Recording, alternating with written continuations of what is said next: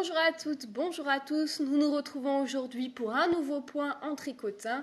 Donc ce point s'appelle le point Andorra, et ben oui, comme moi. J'ai cherché pendant un moment un point qui permettrait en fait de faire des rayures verticales, car j'ai pu constater qu'en fait à chaque fois qu'on fait un changement de couleur, ça nous donne des rayures mais horizontales.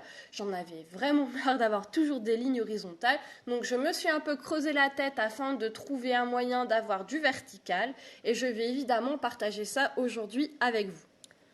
Je vais vous expliquer dans la petite vidéo comment procéder pour réaliser ce point, à savoir que quand vous allez commencer à le tricoter, vous aurez un espace assez visible entre les rayures, mais une fois que vous allez commencer et que votre ouvrage va avancer, cet espace se réduit et vous permet d'avoir vraiment les rayures collées les unes aux autres. Pour ce faire, on va utiliser ce motif. On va prendre la première couleur, un petit nœud coulant. On part autour de ces picots.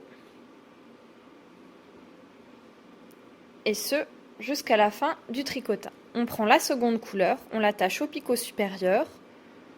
On repart, toujours par deux. Et ce, jusqu'à la fin du tricotin. Pour changer la couleur, arriver au bout, très simple. On va simplement faire une torsade avec les fils. Donc, vous allez prendre cette couleur-ci, vous la passez au-dessus de l'autre, et vous faites une simple petite torsade qui va vous permettre de repartir avec la bonne couleur d'un côté comme de l'autre. Ensuite, il vous suffit simplement de repartir en entourant vos picots jusqu'au bout et de recommencer l'opération de torsade de l'autre côté du tricotin. Ce point ne va pas vous limiter qu'aux rayures, vous allez pouvoir travailler tout un tas de motifs. Donc on va voir ensemble comment avec ce point réaliser des carrés et des rectangles. Je vous lance directement la petite vidéo. Moi j'ai des rectangles parce que je travaille toujours sur 5 rangs. Donc en fait après tout est une question de calcul. Moi je les ai faits en quinconce. Maintenant vous pouvez les faire les uns derrière les autres. Vous pouvez faire aussi sans fond.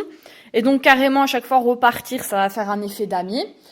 Rectangle, carré, je vais dire moi rectangle parce que 5 rangs donc forcément. Mais si vous faites 3 rangs, bah, vous aurez un petit carré à ce moment-là et pas un rectangle. Donc après, c'est un petit peu à vous de faire votre tambouille comme moi, en fait, au final. Donc pour le rectangle, donc comme je vous ai montré tout à l'heure, voilà. Donc imaginons, comme vous pouvez voir ici, bon ici ça va se voir un peu moins parce qu'elle est foncée. Mais donc j'ai mes rectangles, j'ai les petits bouts ici, on les voit, les petits clairs qui sont là. Donc ce que je fais en fait, je fais 5 rangs, donc en ayant ma couleur claire qui part comme ça. Hop. L'autre couleur dessous, évidemment. Je fais 5 rangs. Une fois que j'ai fait 5 rangs, je coupe mon fil et je viens mettre le fil pour le fond. Donc moi j'ai choisi au départ du gris clair. Donc une fois que j'ai eu terminé mes 5 premiers rangs où on voit la formation des rectangles, je change, je mets la couleur du fond. Donc à ce moment-là, je travaille comme maintenant avec les deux mêmes couleurs. Je torsade toujours au bout, comme ça me permet d'avoir une finition identique sur le rebord. Je fais 5 rangs, et puis c'est reparti. Je coupe, toujours faire son petit nœud bien à la base du picot pour pas que ça se voit après. Comme vous pouvez voir, on ne voit pas mes changements de couleur.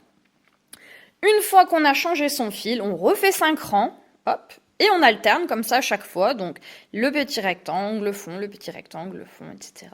Donc après, moi j'inclus des rayures, comme par exemple pour ici, pour ne pas avoir la première nette. J'ai fait 3 rangs, mais là sans torsade. Donc je suis partie avec ma couleur, j'ai suivi. Et après, arrivé au bout, je n'ai pas torsadé, je suis repartie à l'inverse en fait pour avoir donc un petit décalage et faire un petit motif sympatoche. Et après je suis repartie avec des rayures tout à fait classiques. Donc là pas de complications, on fait son changement comme d'habitude de couleur et après on repart. Bah moi je suis repartie donc de nouveau avec mes petits rectangles. Donc là, bah, de nouveau, on fait son petit changement de couleur. Et évidemment, après, bah, c'est à vous à calculer. Hein. Regardez, moi, j'ai ici mon rectangle. Donc, je sais que les prochains 5 rangs, ce sera du fond. Et après, évidemment, il faudrait que mon rectangle soit ici. Et après, j'aurai du fond. Ici, bah, ce sera du fond. Ici, ce sera un rectangle. Ici, ce sera du fond. Toujours comme ça. Donc après, c'est une question vraiment de calcul et puis d'envie. Et c'est un petit peu à vous à faire à votre manière. Voilà, j'espère que ça vous aura aidé. Rayures, carrés, rectangles, mais aussi d'autres motifs. Dans ce cas-ci, vous pouvez voir que j'ai réalisé un cœur. Pour cela, rien de plus simple, il suffit simplement de compter ces rangs afin de décaler les rectangles. Ici, il s'agit simplement de 3 petits rectangles qui ont été décalés les uns par rapport aux autres. Il ne vous reste plus qu'à vous amuser et à créer. Je vous laisse. À bientôt.